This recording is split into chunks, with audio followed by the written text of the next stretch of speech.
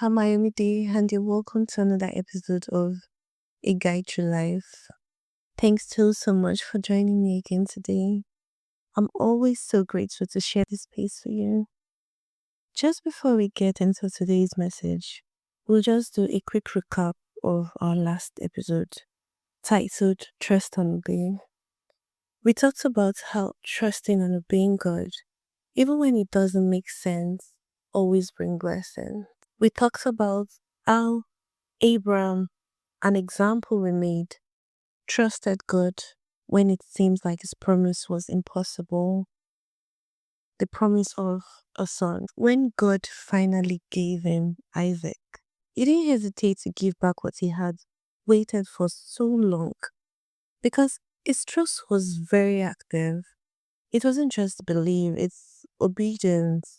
And obedience always brings reward, especially from God, even when we don't know it. Now, today's episode is a bit different. It's a message I believe many of us need to hear, especially in the kind of world we're living in. The title of today's episode is What Goes Around. I'm sure that many of us are familiar with that saying that goes, what goes around comes around. Some people call it karma, like me. I call it karma. Why others call it consequence. Sometimes I do call it consequence. But whatever name you give it, one thing is clear is that our action always carry weight, even when we don't know it. We do something, we don't know it. It always come back to us. There's always consequence for our action. Sometimes we think no one is watching. We do something in secret. We just act carelessly, selfishly, or even cruelly, believing that we've gotten away with it. But the truth is not always like that. Nothing is ever easy. You think that your selfishness, your cruelty is something you get away with. You think that, don't worry, I've done it. There's nothing that's going to happen. But the truth is nothing is ever easy, especially under this earth. Nothing is easy. I say this from experience, my own personal experience. There was a time I did something that I didn't even recognize, I didn't see it as wrong. It didn't seem like a big deal for me at that time, honestly. But shortly after, something happened to me, like a year after.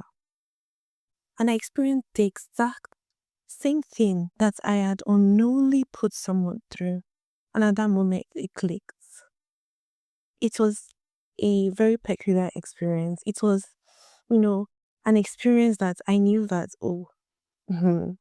this is happening to me because of what I did to this person. That experience humbled me. It actually opened my eyes to karma. It made me see that karma is real. I don't know maybe for any other person, but it's real for me. And since then, I have been living by one rule. If it's something I wouldn't want someone else to do to me, I shouldn't do it to them. That's just what has been helping me to keep my character in check. Because sometimes it's not about whether people are watching, it's about your conscience. Is it awake? Some of us have lost conscience. We just take a leap without our mind even telling us that, no, that's not nice. And that is scary. I think that is when we are creating a space for devil to keep using us like his tool. I can't be used as devil's tool because it disgusts me. I'm sorry.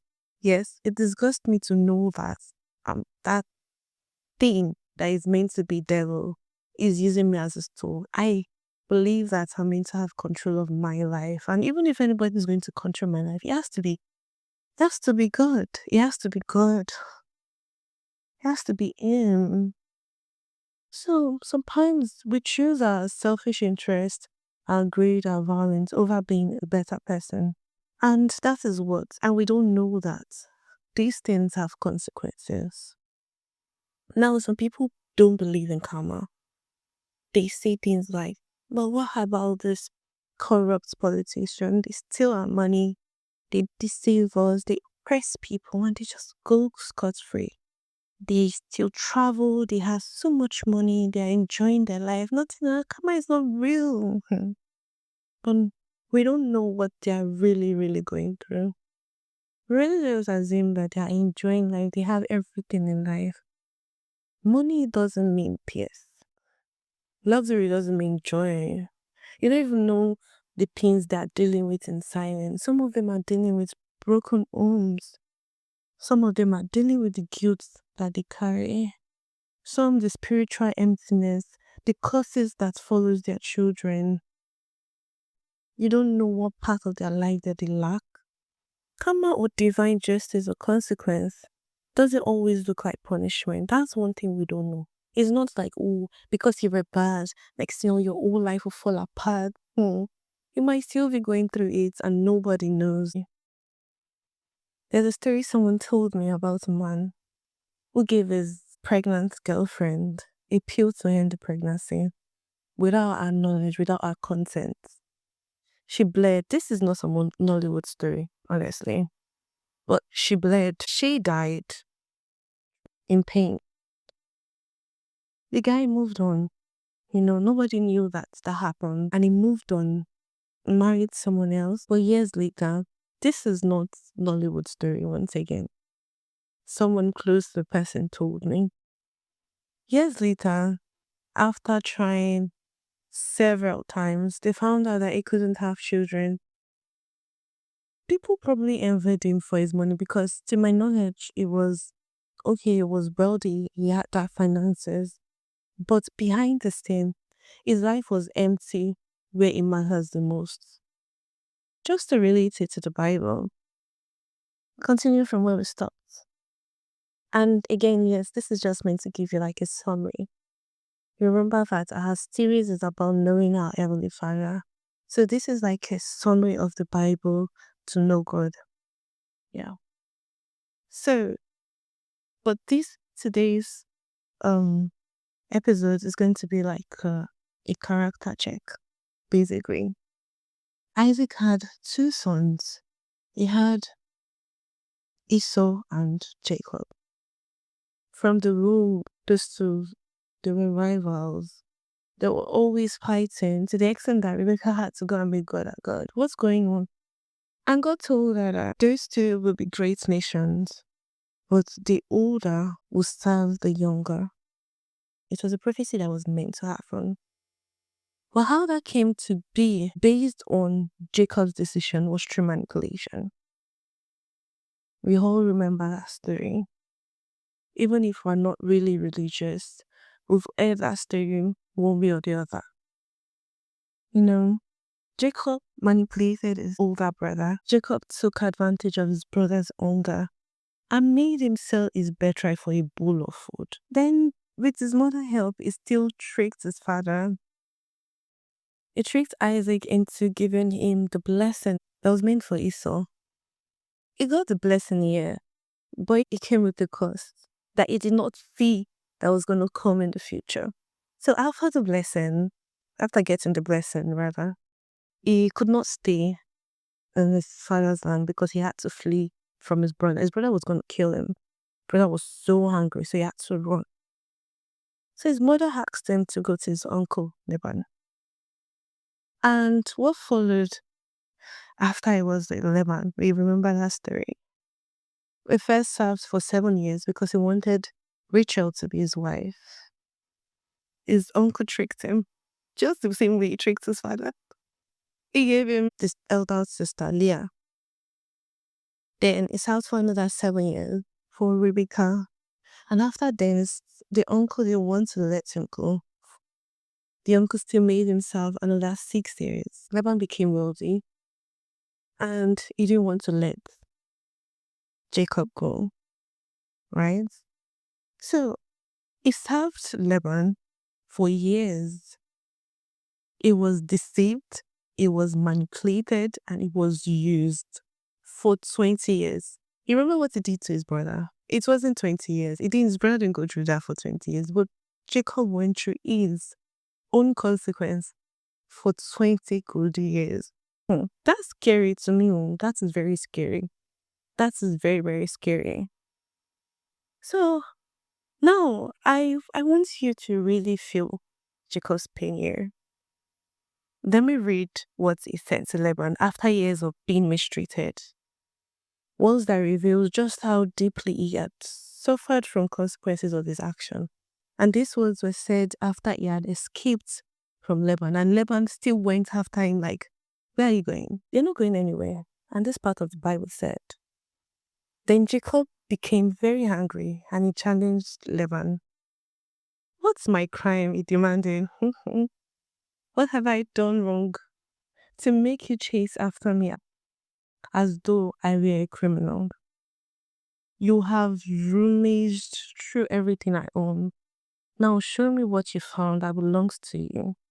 Set it out here in front of us before our relatives, for all to see. Let them judge between us.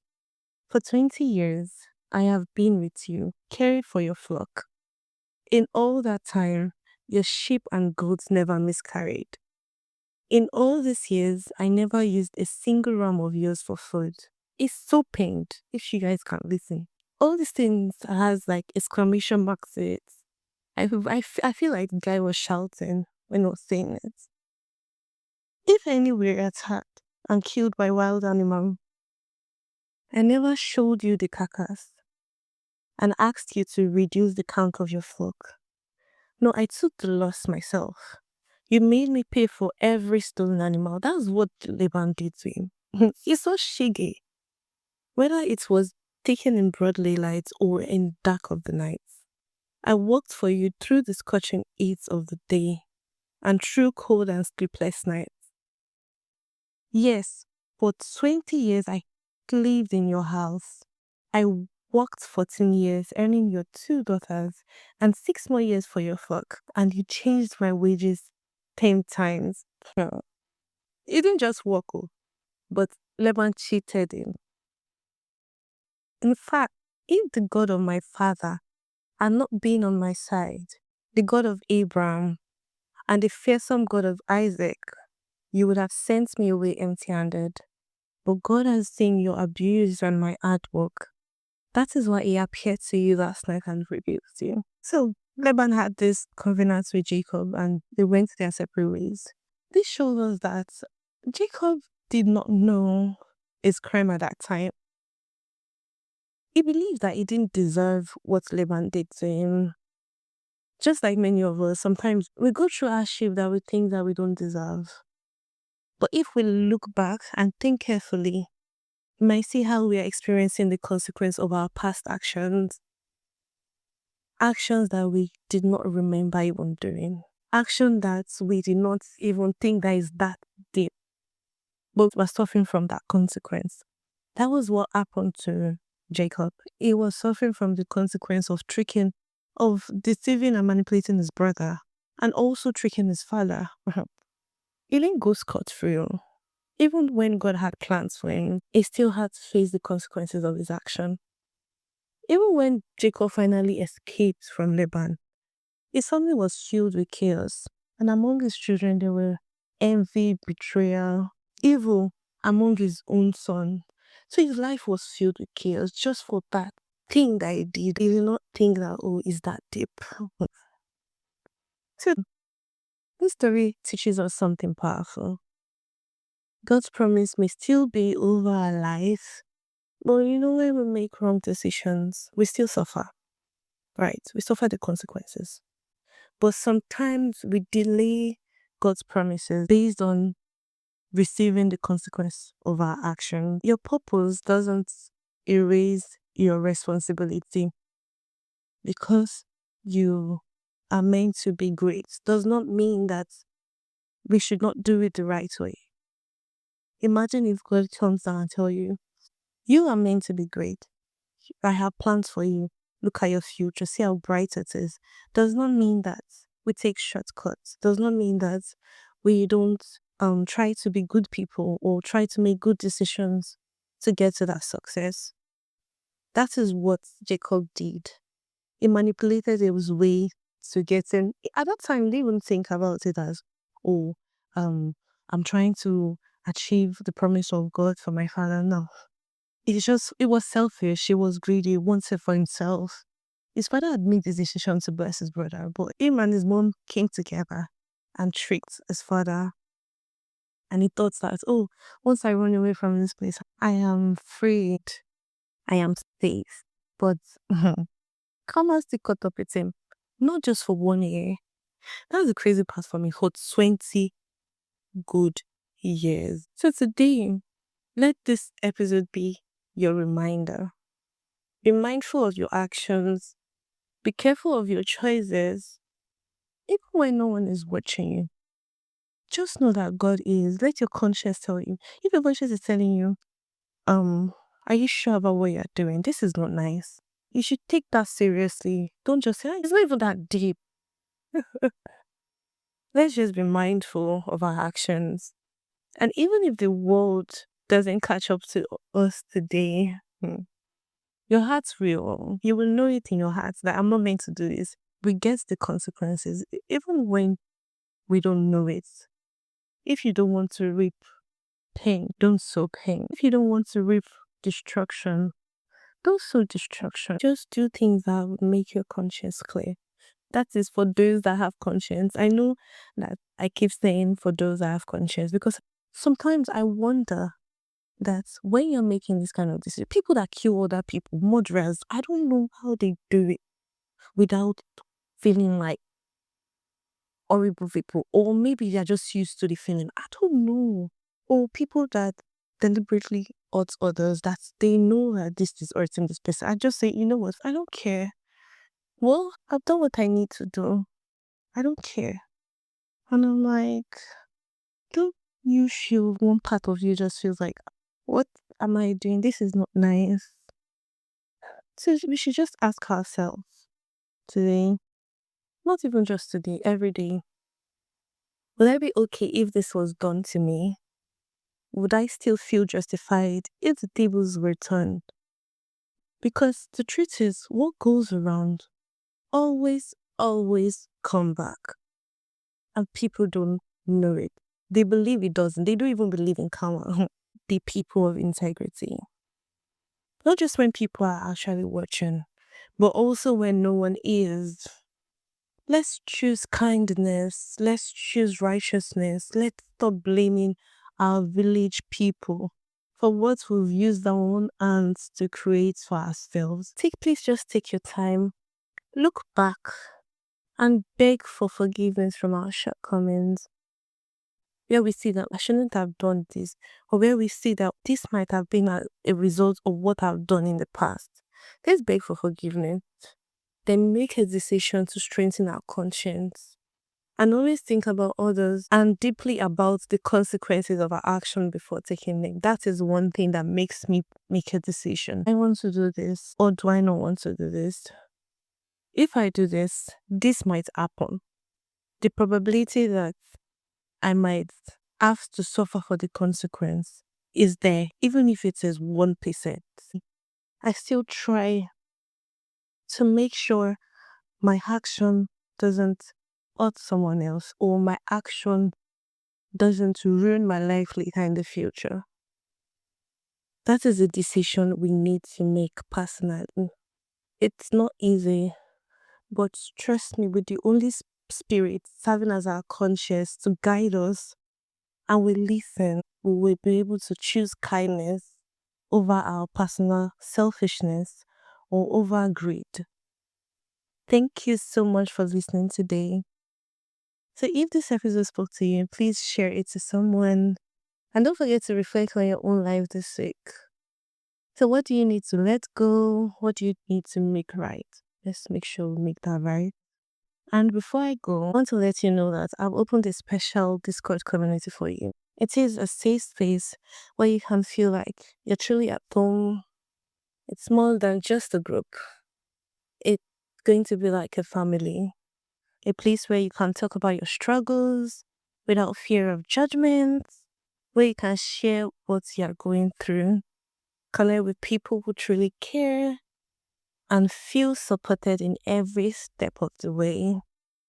It's a space for encouragement, for motivation, for pushing one another to grow and work with God, financially, emotionally, physically, for pushing us to grow. Financially, especially and spiritually, because those things are very important. But spiritually first, because that crowns your financial effort. So you will never be alone in this community because this is your family. I know that sounds cliche, but that's how it's going to be. Like family. The link to join is in the description of this episode. I can't wait to see you there. Till next time.